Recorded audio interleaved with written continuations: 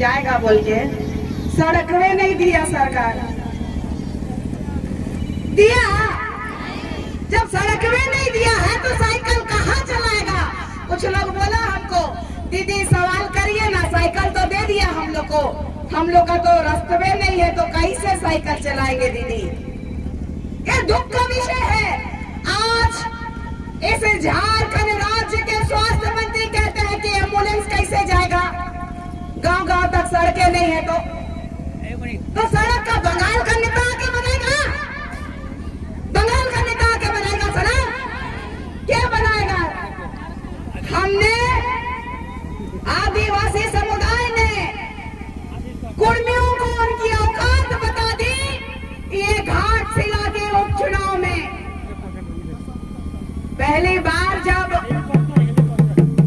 इस राज्य के मुखिया, इस राज्य के आदिवासी बेटे मुख्यमंत्री हेमंत सोरेन जी जब जेल गए थे तो उनकी पत्नी भौजी कल्पना सोरेन जी रो दी थी, कही थी जेल का ताला टूटेगा, हेमंत दादा छूटेगा।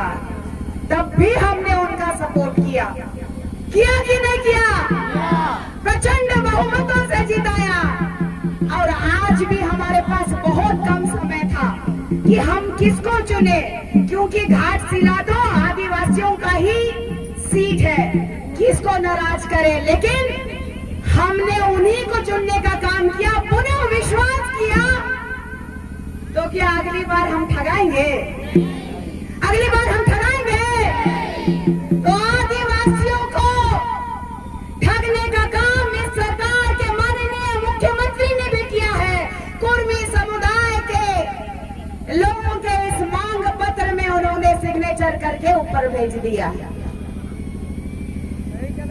उन्होंने कि कुर्मी को खुश करने के लिए।